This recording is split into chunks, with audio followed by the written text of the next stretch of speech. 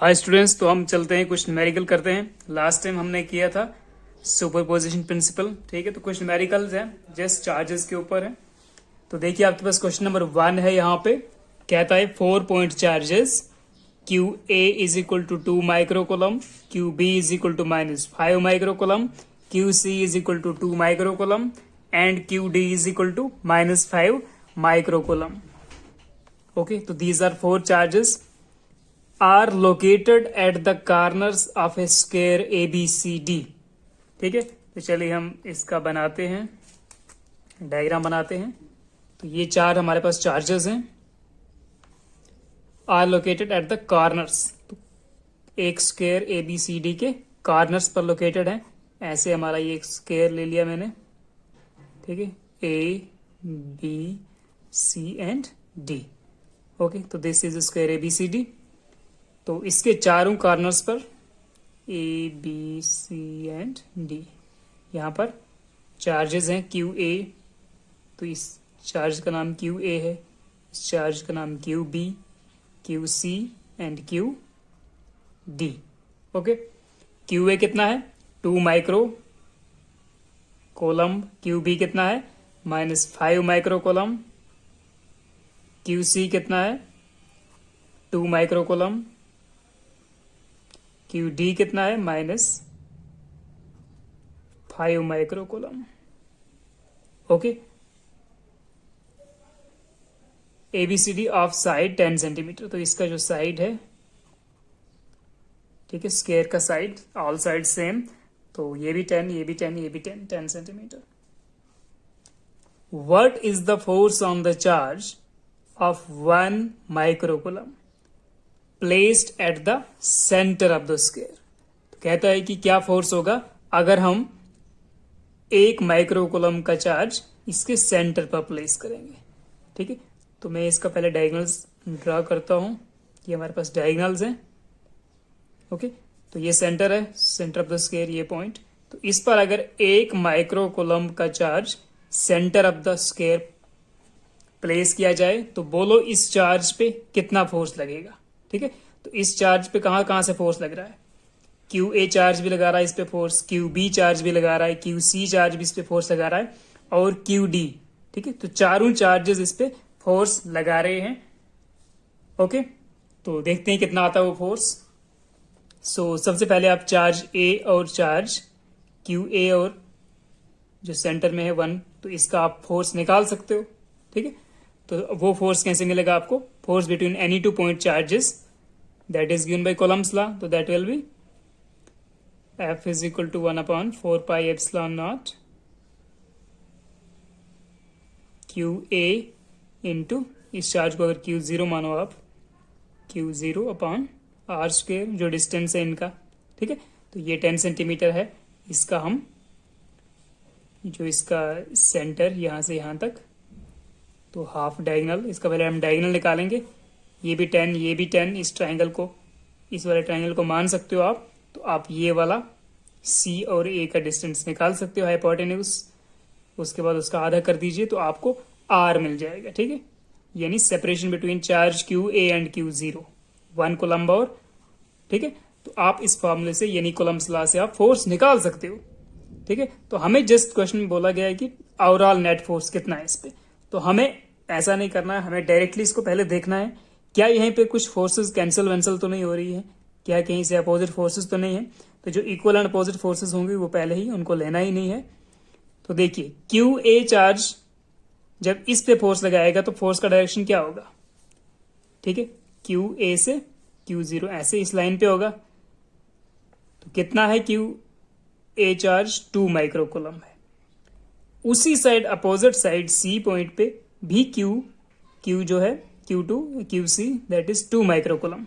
यहां भी same charge है। तो ये चार्ज, इसका फोर्स जब इस चार्ज सेंटर वाले चार्ज पे जब फोर्स लगेगा ड्यू टू दिस चार्ज, तो that will B along this side. तो यहां पर 2 माइक्रोकोलम फोर्स इस साइड लगा रहा है और यहां पे फोर्स इस साइड लग रहा है। तो ये भी सेम चार्ज, दोनों सेम है। तो इसका फोर्स इधर, इसका फोर्स अपोजिट में इधर। तो इक्वल एंड अपोजिट फोर्सेस। ठीक है, तो इन ये दोनों अपनी फोर्सेस, इन दोनों की forces equal and opposite effect पैदा करेंगी। तो हमारे पास यहाँ पर कोई फोर्स नहीं लगेगा। सिमिलरली अगर बी और डी को भी देखा जाए तो बी पॉइंट पे है charge -5 microcoulomb and D point पे आपके पास है वो भी -5 माइक्रोकूलम। ठीक है, तो थोड़ा ट्रिकी क्वेश्चन है, बहुत 1 नंबर का, जस्ट सिंपल है, ऑब्जेक्टिव टाइप। तो यहां से जितना फोर्स इस साइड लग रहा है उतना ही ये चार्ज भी यहां फोर्स लगा रहा है इस डायरेक्शन में, तो ये भी इक्वल एंड अपोजिट हो जाएंगे। ठीक है, तो इसके लिए आपको अगर सोल्यूशन लिखना है, डायरेक्टली सोल्यूशन आप निकाल सकते हो खुद भी, तो आपने कहना है कि Q A and Q C जो है, यानी ये वाला चार्ज और ये वाला चार्ज, तो ये जो सेंटर के चार्ज पे जो फोर्स लगा रहे हैं वो ये तो लगा रहा है, ये इक्वल, और फोर्स जो होगा ये भी 2 माइक्रोकूलम है, ये भी 2 माइक्रोकूलम है, इसका फोर्स इधर के लिए, इसका फोर्स इधर के लिए, और फोर्स इक्वल होगा और अपोजिट डायरेक्शन में होगा। तो Q A and Q C जो है वो इक्वल एंड अपोजिट फोर्स लगा रहे हैं, सो नेट इफेक्ट या net force cancel each other. ठीक है, सिमिलरली बी एंड डी जो है, Q B charge and Q D charge, ये दोनों भी क्या कर रहे हैं, इक्वल एंड अपोजिट फोर्स लगा रहे हैं, so net force cancels out. इन दोनों का भी equal and opposite force cancel हो रहा है, तो इनका भी equal and opposite force cancel हो जाएगा। तो यहां पर हमारे पास नेट फोर्स कितना मिलेगा, net force on central charge FQ0 या F0 that will B 0 Newton. ठीक है, नो फोर्स। तो जस्ट एक डायग्राम से आपको देखना था कि अगर इक्वल एंड अपोजिट चार्जेस दोनों साइड, सेंटर वाले चार्ज पे कोई फोर्स नहीं लगेगी, क्योंकि जो फोर्सेस लग रही है इसकी वजह से उसकी वजह से वो उनका डायरेक्शन अपोजिट है, इक्वल एंड अपोजिट फोर्सेस हैं, तो कैंसिल कर दें एक दूसरे को। सिमिलरली यहां से भी और यहां से भी equal and opposite forces, so they will also cancel. तो यहां पर नेट फोर्स आपका 0 न्यूटन है। ओके, क्वेश्चन नंबर 2 देखिए अब।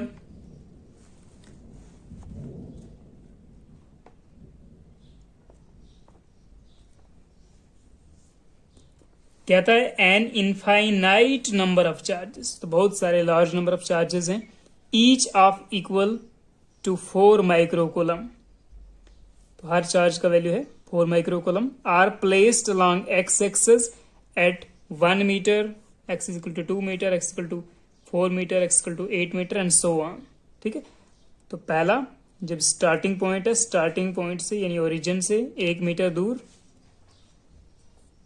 पर 4 माइक्रोकूलम चार्ज है, उसके बाद 2 मीटर पे भी 4 माइक्रोकूलम चार्ज, फिर उसका डबल 4 मीटर पे, फिर 8 मीटर पे, फिर 16, 32 ऐसे ऐसे इतने इतने डिस्टेंस पे आपके पास चार्जेस 4 माइक्रोकूलम चार्जेस अगर इनफाइनाइट चार्जेस रखे हैं। Find the total force on a charge of 1 coulomb placed at the origin. तो इसके लिए फिर से डायग्राम बनाना पड़ेगा। तो सपोज ये आपका ओरिजिन आ गया O, ठीक है, दिस इज ओरिजिन O। तो कहता है कि find the total force on a charge 1 coulomb placed at origin. तो यहां पे बोलता है 1 कूलम चार्ज प्लेस करो, और यहां से x is equal to 1 metre की दूरी पे 4 माइक्रोकूलम चार्ज, फिर उसकी डबल दूरी पे 2 मीटर की दूरी पे फिर से 4 माइक्रोकूलम, 4 मीटर दूरी पे x is equal to 4 metre पे फिर से 4 माइक्रोकूलम। तो ये तो इनफाइनाइट चार्जेस हैं, आगे बस एक दूसरे के डबल दूर हैं। ये इससे इतना दूर 2 मीटर, 4 मीटर, 8 मीटर, चार्ज वहां पे कितना है 4 माइक्रोकूलम। तो ऐसे ऐसे हमारे पास इनफाइनाइट नंबर ऑफ चार्जेस हैं जो एक एक्स एक्सिस पे हैं। ओके, तो अब इन सारे इनफाइनाइट नंबर ऑफ चार्जेस की वजह से यहां पर 4 माइक्रोकूलम ऐसे ऐसे, तो इन सारे इनफाइनाइट नंबर ऑफ चार्जेस की वजह से इस चार्ज पे कितना फोर्स लगेगा। ठीक है, all these infinite number of charges, how much force they will act on this charge on origin. इस चार्ज पे कितना फोर्स एक्ट करेगा इन चार्जेस की वजह से। ठीक है, तो चलिए इनको थोड़ा सा पहले हम इसको मानते हैं Q0, ठीक है, इसको मानते हैं Q1 जस्ट फॉर्मूला यूज करने के लिए, इसको Q2, Q3 and Q4 and so on up to ये तो सो वन है, चलता जाएगा, इनफाइनाइट चार्जेस हैं। ओके, चलिए हम मानते हैं कि Q0 का जो डिस्टेंस है पहले चार्ज के लिए Q1 के लिए दैट इज R1, इसको R2 ले सकते हो, Q2 के लिए, Q3 के लिए R3, ऐसे ऐसे R4, ठीक है। तो R1 1 मीटर है, R2 2 metre, 4 metre, R4 8 metre है, ऐसे ऐसे हमारे पास सो ऑन तक लेना है। ओके, तो चलिए हम निकालते हैं इसको पहले। ओके, सो पहले हम फोर्स निकालते हैं ड्यू टू, सारा फोर्स निकालते हैं, ठीक है। तो जो टोटल फोर्स होगा, नेट फोर्स ऑन F0, ठीक है, F0 बोल दो, F नेट बोल दो। तो Q0 पे यानी 1 कोलम पे जो नेट फोर्स होगा वो कितना होगा, due to this force, this charge Q1, फिर Q2 की वजह से जो फोर्स, इन दोनों के बीच का फोर्स प्लस दिस, सब फोर्सेस को ऐड करके चेक करते हैं। तो वो ड्यू टू फर्स्ट चार्ज देखिए 1/4 पाई एप्सिलॉन नॉट Q1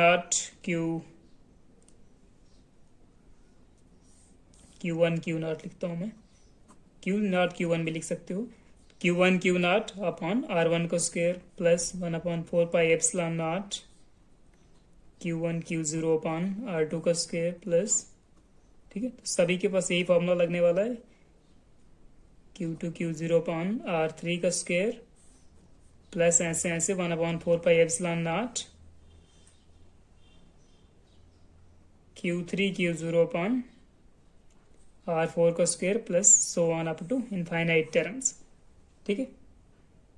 सभी का फोर्स ऐसे निकालेंगे, फिर आपको देखिए पता चल रहा है कि यहाँ पर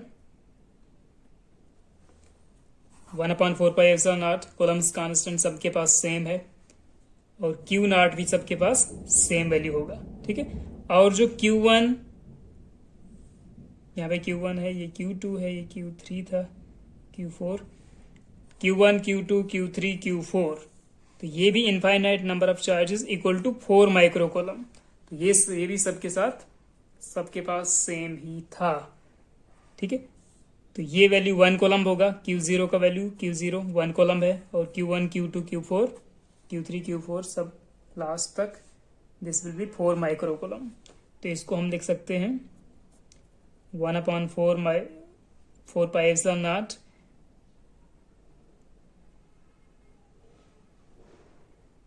तो Q नॉट, और Q नॉट को मैंने बाहर कर दिया, या Q नॉट की जगह वैल्यू भरो 1 कोलम इंटू Q1 Q2 सब कॉमन निकालेंगे, वो होगा 4 माइक्रो कोलम। तो ब्रैकेट में पीछे आपके बचेगा 1/r square 1/r cube r square R1 का स्क्वायर R2 का स्क्वायर ऐसे ऐसे। तो 1/r1 का स्क्वायर प्लस 1/r2 का स्क्वायर 1/r3 का स्क्वायर R4 का स्क्वायर प्लस सो ऑन, ठीक है, infinite terms. Okay,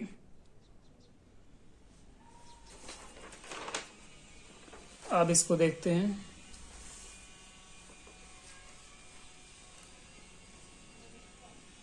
so this will come out to be, ये 1 कोलम इंटू 4 माइक्रो कोलम कितना हो जाएगा, 1 इंटू 4 माइक्रो कोलम को हम लिख सकते हैं 4 इंटू 10 की पावर माइनस 6 कोलम। ओके, तो कोलम को यूज नहीं कर रहा हूं मैं, छोड़ दिया है। तो upon 4 pi epsilon not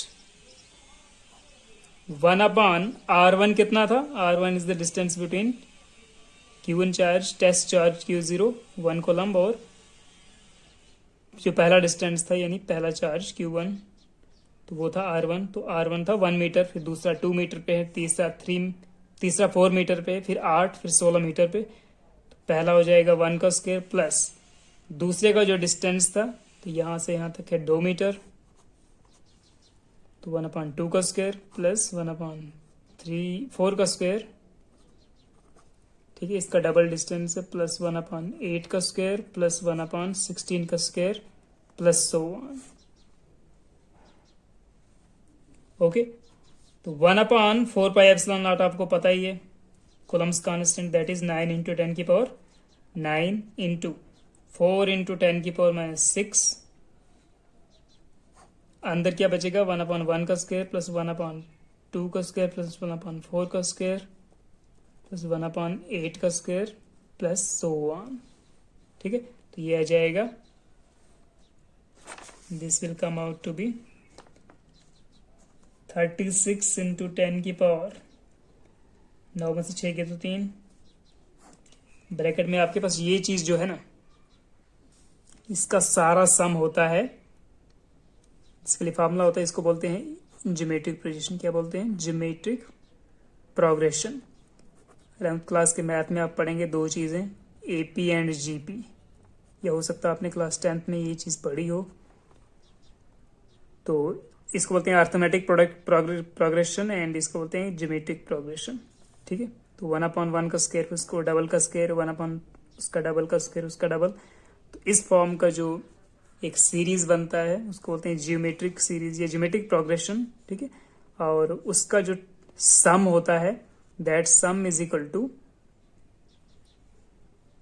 a/1 - r। A क्या है? ए होता है फर्स्ट टर्म, पहली टर्म क्या है, एंड 1 - r, r को होता है कॉमन रेशो। क्या होता है? Common ratio. और कॉमन रेशो कैसे निकालते हैं? r को आप निकाल सकते हो सेकंड टर्म बटा फर्स्ट टर्म, फोर्थ टर्म बटा थर्ड टर्म, थर्ड टर्म बटा सेकंड टर्म। ठीक है, तो इसको हम लिख सकते हैं an + 1/an। n+1 का मतलब है कि nth टर्म प्लस 1, जिसमें n+1th टर्म हो, डिवाइड बाई उससे एक पीछे वाली टर्म। जैसे r होगा, हमारा होगा a2/a1, निकालोगे तो सेकंड टर्म और फर्स्ट टर्म को डिवाइड करोगे तो r निकल जाएगा। वैसे ही थर्ड टर्म और फर्स्ट सेकंड टर्म को डिवाइड करोगे तो r निकलेगा। फोर्थ टर्म को थर्ड से डिवाइड करो तो, ये थर्ड को फोर्थ से डिवाइड करो तो फोर्थ को फोर्थ से डिवाइड करेंगे थर्ड को, तो आपके पास निकलेगा कॉमन रेशो। ठीक है, तो एक पीछे वाला टर्म आप डिवाइड करेंगे आगे वाले टर्म के साथ, आगे वाले टर्म से, तो that is called common ratio. तो यहाँ पर जो आपका फर्स्ट टर्म है वो कितना है? a is equal to 1/1 square 1। Common ratio कितना है? इसको इससे डिवाइड करो या इसको इससे डिवाइड करो, तो r इज इक्वल टू, मैं थर्ड टर्म को सेकंड टर्म से डिवाइड करता हूँ, तो 1/4 का स्क्वायर डिवाइड बाई 1/2 का स्क्वायर, तो this will be come out to be 1/4 का स्क्वायर इंटू 2 स्क्वायर बटा 1। ये उल्टा हो जाएगा ये टर्म, तो 1/4 स्क्वायर होता है 4 4 16 इंटू 2 का स्क्वायर 4/1। ठीक है, this will come out to be 1/4, और ये हर केस में 1/4 ही मिलेगा आपको। ठीक है, कॉमन रेशो पूरे सीरीज का सेम रहेगा। तो r आपका है 1/4, फर्स्ट टर्म है 1, तो इसको हम लिख सकते हैं फर्स्ट टर्म, ये फॉर्मूला यूज करना है, इस सारे का सम हो जाएगा a/1 - r।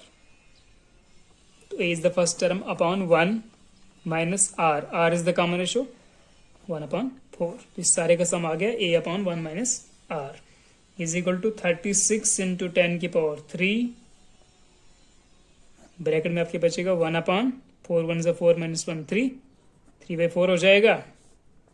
तो दिस इज 36 इंटू 10⁻3 इंटू, ये बनेगा उल्टा होकर 4/3, 3 12 = 36, तो ये बनेगा 12 इंटू 4, ये 10 का पावर है, ये 12 इंटू 4, 48 इंटू 10⁻3, इतने न्यूटन। तो इतना टोटल फोर्स लगेगा इस चार्ज पे, इन सारे इनफाइनाइट नंबर ऑफ चार्जेस से।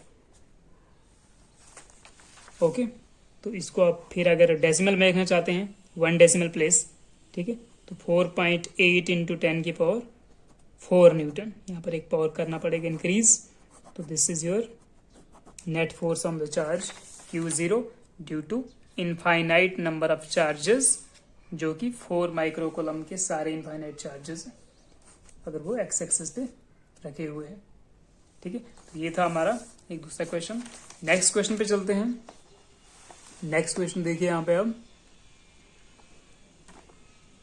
छोटा सा ऑब्जेक्टिव टाइप क्वेश्चन है। कहता है ए